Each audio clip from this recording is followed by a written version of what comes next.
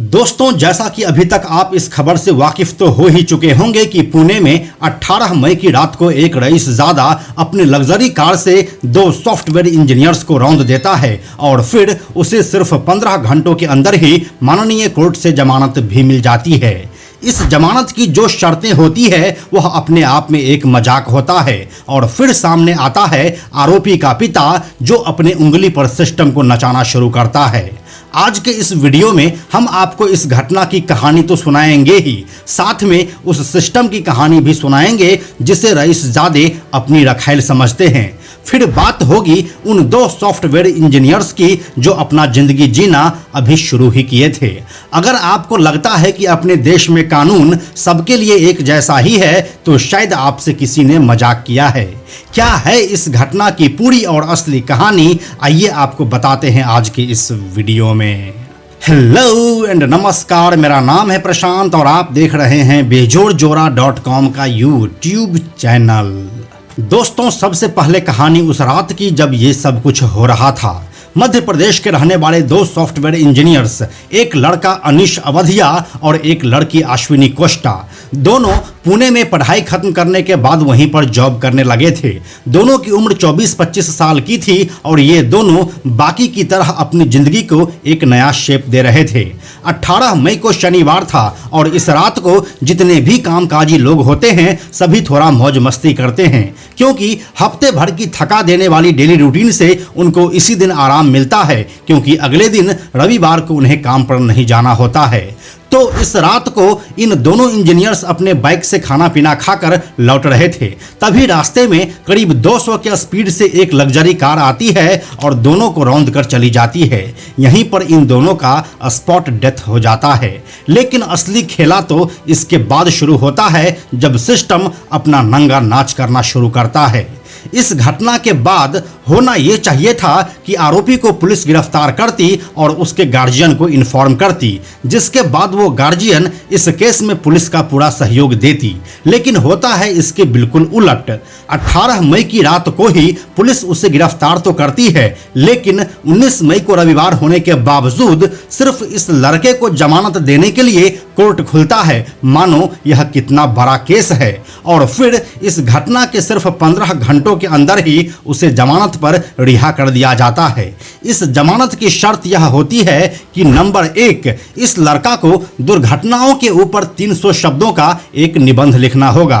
Number 2, RTO office जाकर इस लड़के को ट्रैफिक के सभी नियम कानून पढ़ना और सीखना होगा। नंबर 3, उस लड़के को ट्रैफिक नियम समझने के लिए 15 दिनों तक ट्रैफिक पुलिस के साथ काम करना होगा। नंबर 4, शराब की लत छुड़वाने के लिए उसे साइकियाट्रिस्ट से काउंसलिंग भी लेनी होगी।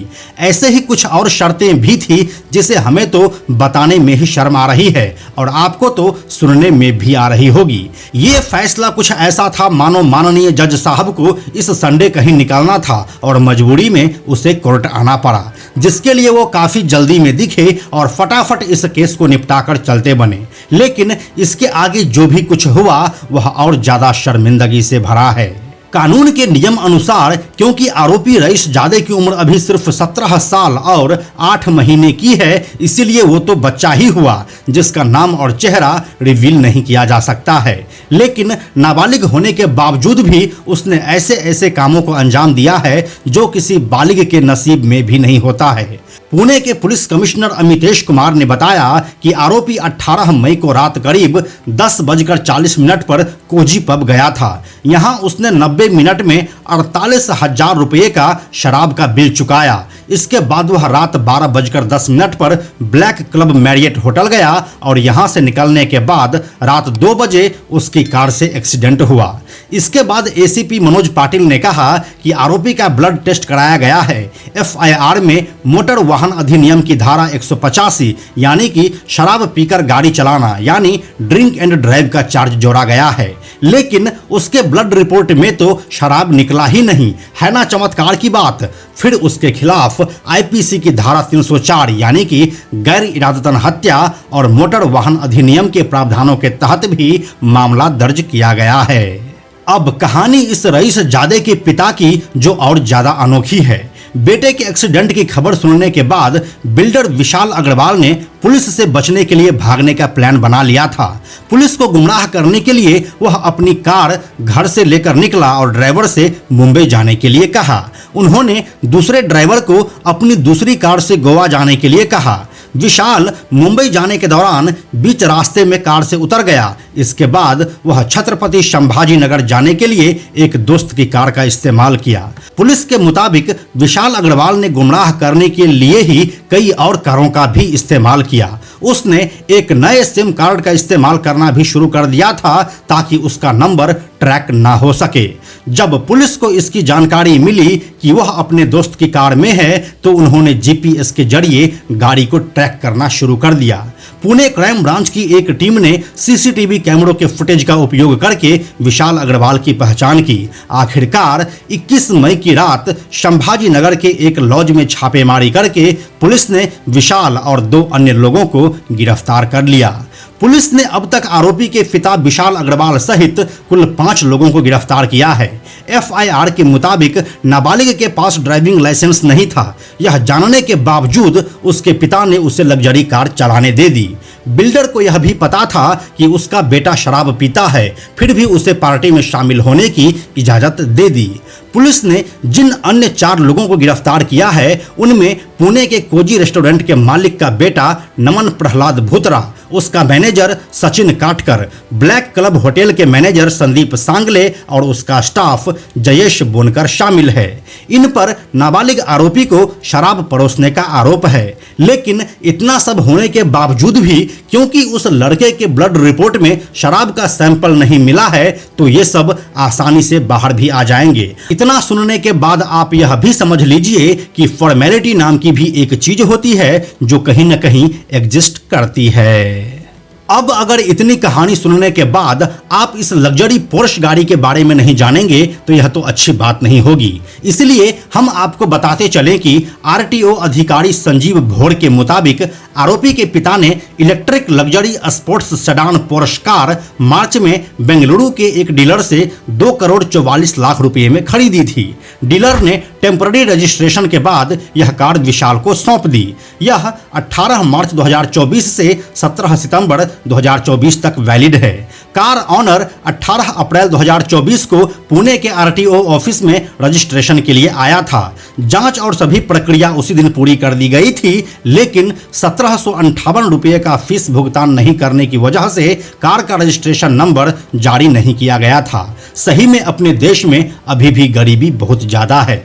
इस घटना की लेटेस्ट अपडेट यह है कि जुवेनाइल बोर्ड ने 22 मई को नाबालिग आरोपी की जमानत रद्द कर दी और उसे 5 जून तक के लिए बाल सुधार गृह भेज दिया है।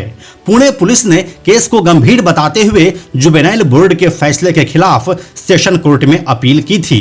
कोर्ट ने आदेश के रिव्यू के लिए पुलिस को जुवेनाइल बोर्ड जाने का भी निर्देश दिया था। इसके बाद बुधवार को पुलिस की अर्जी पर बोर्ड ने आरोपी को दोबारा बुलाया और उससे पूछताछ किया।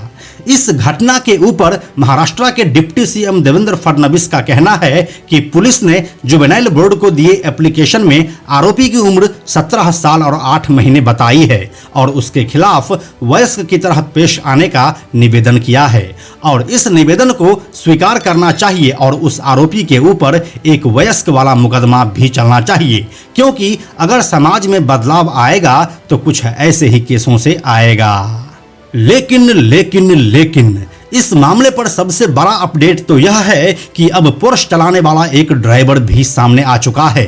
आरोपी लड़का और उसके पिता के अनुसार यह गाड़ी लड़का नहीं बल्कि हमारा फैमिली ड्राइवर चला रहा था, जिसके बाद पुलिस ने उस ड्राइवर को भी गिरफ्तार कर लिया है। जबकि घटना के वक्त वहां पर मौजूद सैकड़ों लोगों ने पुलिस को बताया कि कार का एयर बैग खुलने की वजह से उस लड़के को आगे नहीं दिख रहा था, जिसके बाद आरोपी को मजबूरन कार रोकनी पड़ी। फिर लोगों ने आरोपी लड़के को ड्राइविंग सीट से उतरते देखा और उसकी खातिरदारी भी की गई। यह स्क्रिप्ट देखकर तो भाईजान भी कहते होंगे कि इतना कॉपी कौन करता है भाई। तो यही थी पुणे पोर्श एक्सीडेंट वाले घटना की पूरी और असली कहानी।